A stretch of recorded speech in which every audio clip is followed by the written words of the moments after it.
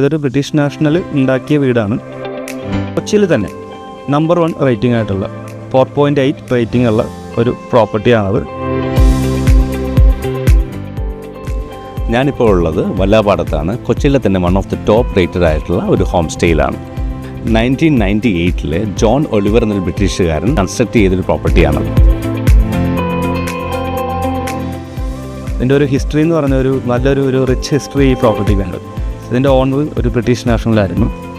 അദ്ദേഹത്തിൻ്റെ ഒരു അവധിക്കാല വസതിയായിട്ട് 98 ലാൻഡ് പർച്ചേസ് ചെയ്ത് ഇങ്ങനൊരു ബിൽഡിംഗ് പുള്ളിയുടെ ഐഡിയയിൽ പുള്ളി ഇവിടെ കൺസ്ട്രക്ട് ചെയ്ത് ഇവിടെ താമസം തുടങ്ങുകയും ചെയ്തു.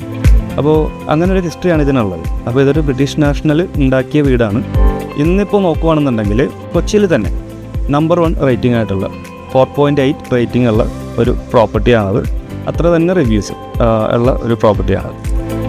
ഐലൻഡ് ഹൗസിന് കുറച്ചധികം പ്രത്യേകതകളുണ്ട്. അപ്പോൾ അതിൽ 1-2 കാര്യങ്ങൾ ഞാൻ മെൻഷൻ ചെയ്ത് പോകാം.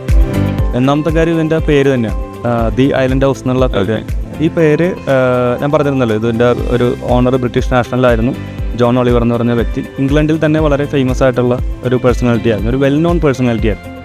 അപ്പോൾ അദ്ദേഹം ഇവിടെ ഒരു വീട് വെച്ച് കഴിഞ്ഞപ്പോൾ അന്ന് ഇംഗ്ലണ്ടിലുണ്ടായിരുന്ന ഒരു ജഡ്ജി ലീല നോറി എന്ന് പറഞ്ഞിട്ടുള്ള ഒരു ജഡ്ജിയാണ് ഇവിടെ വരികയും ഇതൊരു ഐലൻഡ് ആണെന്നുള്ളത് കൊണ്ട് തന്നെ ഈ വീടിന് അവരാണ് ഈ പേര് നിർദ്ദേശിച്ചത്. അതുപോലെ തന്നെ ഞങ്ങൾക്ക് ഇതിൻ്റെ അകത്തുള്ള ആർട്ട് കളക്ഷൻസ്, ഇത് പല രാജ്യങ്ങളിൽ നിന്നും അക്യൂർ ചെയ്തിട്ടുള്ള അല്ലെങ്കിൽ വാല്യൂബിൾ ആയിട്ടുള്ള ഒരു കളക്ഷൻസാണ് ഇവിടെ ഉള്ളത്. വരുന്ന ഗസ്റ്റിന് വന്ന് നല്ലൊരു ക്വാളിറ്റി ടൈം സ്പെൻഡ് ചെയ്ത് നല്ലൊരു അറ്റ്മോസ്ഫിയറിൽ, വാട്ടർ ഫ്രണ്ട് വ്യൂ കണ്ട് എൻജോയ് ചെയ്ത് ആ രീതിക്ക് എൻജോയ് ചെയ്ത് പോകാൻ പറ്റുന്ന ഒരു പ്രോപ്പർട്ടി.